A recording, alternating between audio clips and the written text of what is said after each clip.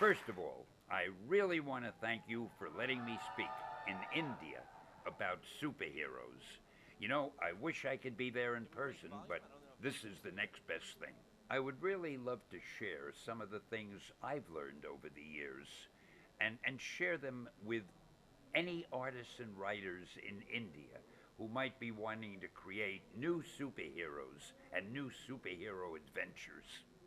You know, India has been on my mind a lot lately because I've been working with my good friend Sharad Devarjan and with Graphic India to create a new Indian superhero named Chakra the Invincible who lives in Mumbai. My goal with Chakra was really simple. I wanted to bring an Eastern concept like the chakras to the Western world of superheroes. And you see, for me, superheroes will always spark the imagination of people around the world, regardless of their background, because I think that people are always looking for something that represents the ideal person or the ideal situation.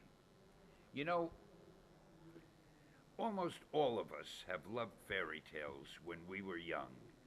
Just remember stories of giants and witches and wizards and monsters and things that were so colorful and bigger than life. But then you get a little older and you're too old to read fairy tales. But you never outgrow your love of that type of story. And if you think about it, superhero stories today are really like fairy tales for grown ups. The characters are bigger than life, just like in fairy tales. They have the same type of superpowers. Some can fly, some are extra strong, some can be invisible. It gives the viewer and the reader a chance to relive the excitement he or she had when they were young. They're really reading fairy tales for grown ups when they read or when they see superhero stories today. And that's why I love them so. To me, the human aspect of superheroes has always been perhaps the most important part. By that I mean, okay, we assume your superhero might be extra strong or might be able to fly or run as fast as a comet. But unless you care about the superhero's personal life, you're just reading a shallow story.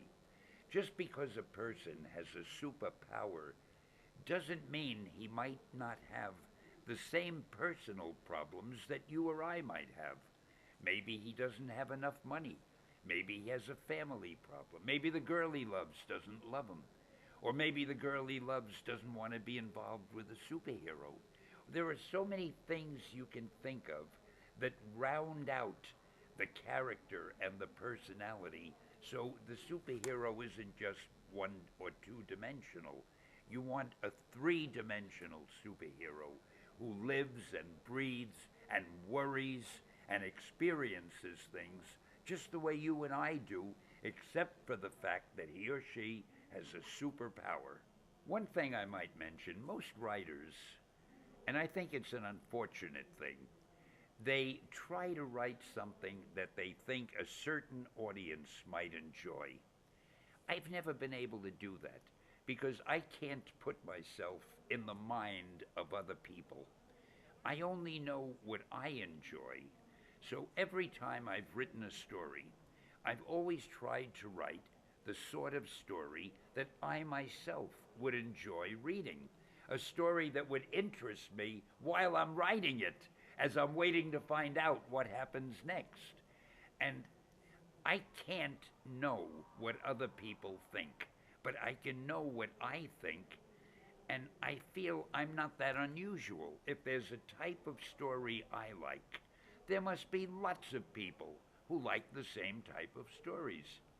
Therefore, I have always written to please myself, not to please a certain type of audience, because you can't know the audience as well as you know yourself. And if I write a story that I'm enjoying while I'm writing it, and I can't wait to see what happens next, then I'm hoping that a large proportion of the public will feel the same way and they'll enjoy it too. So to sum it up, I have always tried to please myself, not other people, and somehow it seems to have worked because I guess I'm not that different than other people.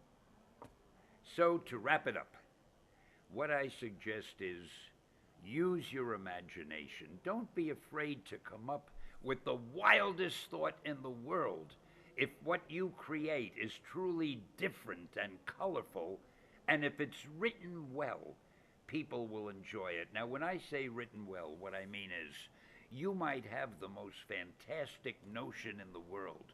Suddenly you have a man who can fly faster than the speed of light. That could be interesting, but you have to make him believable. You have to give the reader or the audience some reason to think he really has the ability to do that. How did he get that power? Origins of superpowers are always very interesting.